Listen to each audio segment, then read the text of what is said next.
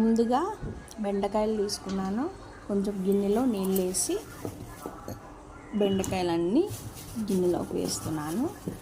వేసి వాటిని శుభ్రంగా నీటిలో రుద్దుతా కడుగుతున్నాను. ఒక్కొక్కటిగా నీట్గా కడుక్కున్నాను. కడుక్కొని ఇప్పుడు వాటిని చిన్న చిన్న ముక్కలుగా కట్ చేసుకున్నాను. చూడండి ఫ్రెండ్స్, చిన్న చిన్న ముక్కలుగా ఫ్రైకి. ఒక ఉల్లిపాయ కూడా ముక్కలు కట్ చేసి పెట్టుకున్నా. బాండీ పెట్టుకున్నా, అందులో ఆయిల్ వేసుకున్నాను. స్టవ్ ఆన్ చేసుకొని ఆయిల్ హీట్ అవుతుందా లేదని చెక్ చేశాను. దాంట్లో నేను కోసి పెట్టుకున్న చిన్న చిన్న ఉల్లిపాయ ముక్కలు వేస్తున్నాను. చూడండి ఫ్రెండ్స్, ఉల్లిపాయ ముక్కలు వేసాను కదా, ఒక గిన్నె తీసుకుంటున్నాను. దాంట్లో కొంచెం కలుపుతూ ఉన్నాను.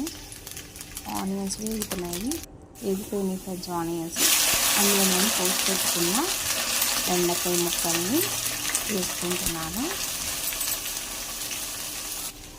మొత్తం బెండకాయలను వేసుకొని ఒకసారి కలుపుకున్నా. దాంట్లో నేను 1 స్పూన్ సాల్ట్ వేసుకున్నాను. దాంట్లోనే కొద్దిగా పసుపు వేసుకుంటున్నాను. పసుపు వేసుకున్నాను కదా ఫ్రెండ్స్, ఇప్పుడంతా కలిసేటట్టు కలుపుకోవాలి. నేను కలుపుకుంటున్నాను. చూడండి, కలిపేసి మూత పెట్టుకుంటాను. ఇప్పుడు మొత్తం దగ్గర కలిపేసాను కదా ఫ్రెండ్స్, మూత పెట్టేసాను. వేగిన తర్వాత ఒకసారి మూత తీసుకుంటాను. చూడండి ఫ్రెండ్స్, ఒకసారి అడుగుంచుకుంటాను. కొంచెం అయినా సరే బెండకాయలో జిగురు తగ్గలేదు, జిగురుగానే ఉంది. అందుకే దగ్గరికి ఒకసారి కలుపుకుంటున్నాను.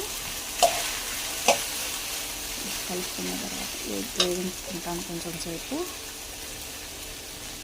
బెండకాయలు వేగుతున్నాయి, కూర అంతా దగ్గరికి వచ్చేసింది. ఆయిల్ కనిపిస్తుంది అందులో నేను కారం వేసుకొని ఒకసారి కలుపుకున్నాను. అంతా బెండకాయలోకి అంతా కారం కలిసేటట్టు కలుపుకున్నాను.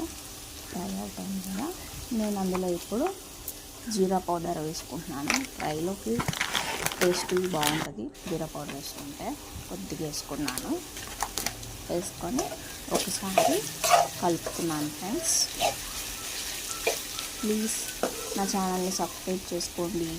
లాస్ట్ వరకు వీడియో చూడండి ఫ్రెండ్స్. నచ్చితే ఒక లైక్ ఇవ్వండి, కామెంట్ చేయండి.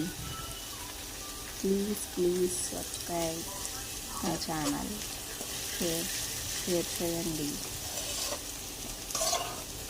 ఫ్రెండ్స్, బెండకాయ ఫ్రై అవుతుంది కదా, లాస్ట్ వరకు వచ్చింది చూడండి. ఇదే ఫ్రెండ్స్ నా